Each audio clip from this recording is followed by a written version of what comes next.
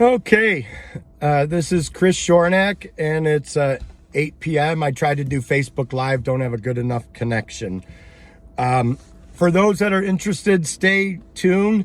I'm going to just talk to my friend John. I saw John, you're trying to log on here. So how is voter fraud happening downtown Detroit at Cobo Hall?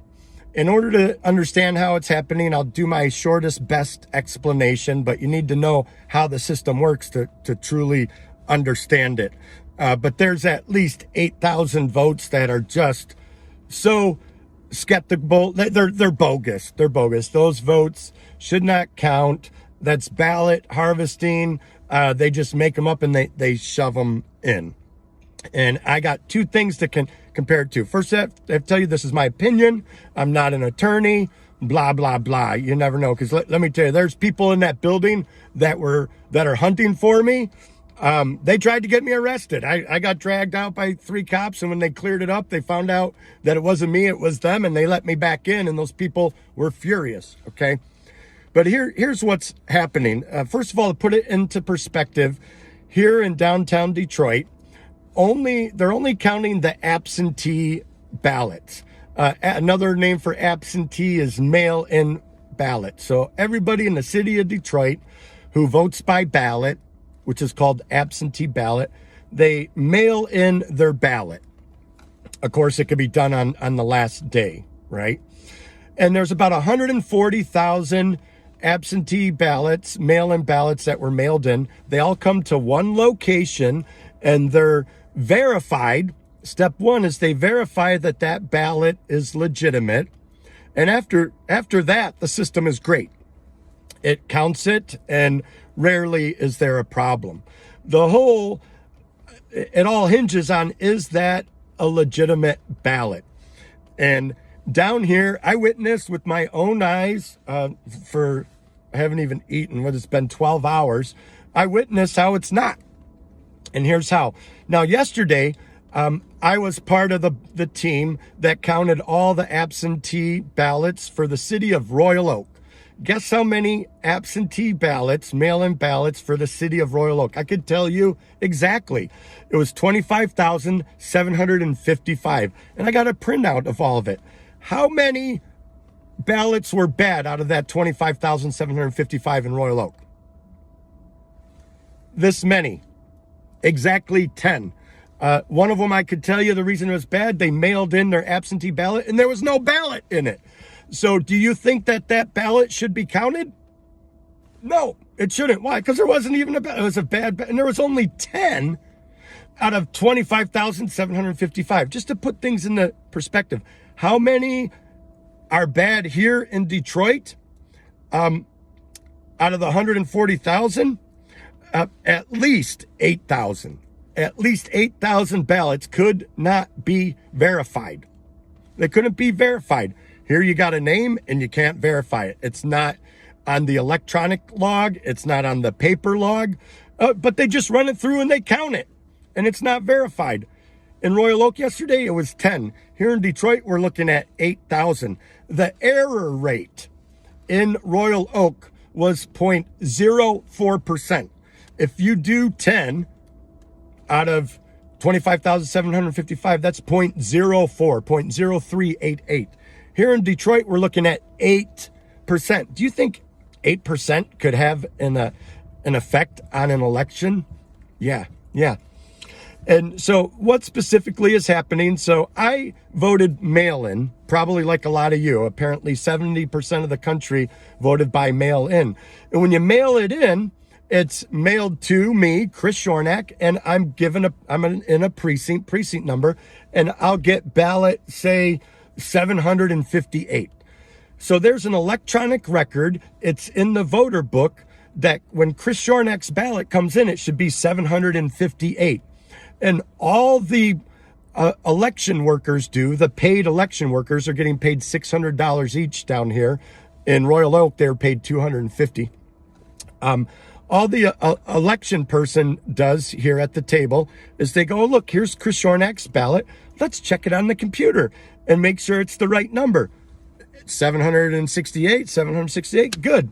Count that ballot. And then the process goes really, really smooth. But what happens when that ballot comes in here in Detroit and they got Chris Shornack and it says ballot 758 and the computer says, no, he should have ballot 340. Or there's no Chris Shornack in the computer. Well, that's okay, because maybe Chris Shornack just registered to vote on Monday or Tuesday, which you could do in Michigan. As crazy as that sounds. So they have a paper log, and they look in that paper log, and they go, where's Chris Shornack's name? His name's not in the paper log, and it's not in the electronic log. That vote has to be rejected. I'm looking you in the eyes. I'm telling you, I watched it with my own eyes down here. That didn't happen. They would still count that vote. That's called ballot harvesting. That's called an invalid vote. And that, I hope I explained that well, is the voter fraud that's happening here in Detroit. It's crazy. It's insane. So each counting board, there's 140 counting boards in there. Really, I think there's 138. So don't say, oh, Chris, you're wrong. There's only 138 and there's 140. I'm trying to make the numbers easy and comprehensible to understand, like, how is it happening? By the way, when I say 8%, that's just like on the low end. That's what I observed, because whenever we would, us poll challengers, we would try to challenge that vote. I've never been treated so bad. They just make up lies. Two ladies said, he threatened me. He threatened to shoot me. He threatened to shoot me. And here's what I said. I'm standing there saying, hey, that ballot doesn't match, and I would like to challenge that ballot. And it's real easy to challenge. All they do is they put a electronic note. They go click on the computer and they go, this ballot is being challenged as not valid. That's it. This ballot is being challenged as invalid. And then I write it up and I turn in my form, and they've got it in their computer system. They refused to do that. They refused to do that. I'm like, I'm sorry, you can't refuse to do that. And we're not picking on the poll workers. They're just doing their job. They're just doing their job. And listen, there's going to be a very small percent come in that need to be rectified and finished, but ultimately some of them aren't good enough and can't make it. So these lady goes, well, I say you can't challenge. I said, you can. And so I said, listen, I have a Second Amendment right to speak just like you do. Second Amendment? What, are you threatening to shoot me? I said, I'm sorry, I meant First Amendment right to speak. And so they go get 3 police officers, and they come over and they sequester and arrest me. And then we talk it out, and the police officers roll their eyes and let me go back in. But I mean, these are dirty, filthy Democrats. Are all Democrats dirty and filthy? No. The ones in there, filthy, dirty. And you could talk to 100 other poll workers like me. I'm not even registered as a Republican. I went in with the nonpartisan Thomas More Law Society, and they're giving me hell. They're like, how dare you challenge anything? And half of those people in there don't even know how the election process works. It's a good process, folks. It's not complicated. People who like systems, checks and balances, has a really good system. But the gatekeeper is, you don't go past the gate unless you can verify that ballot. And I'm telling you, there's at least 8,000 ballots that are not verifiable, and they're just shoving them through. They're just shoving them through. So I did that in 8 minutes. Thanks for listening. If you care, those who know my sense of truth and justice know I'm speaking the truth. And go ahead, put some comments in there, whatever. But I'm exhausted. I'm so exhausted. I didn't even want to make this video. I'm so tired. But I'm like, I need to share the truth with the people of America. Whoever cares can see it and hear it from me firsthand. I need to pee. I'm exhausted. I gotta go.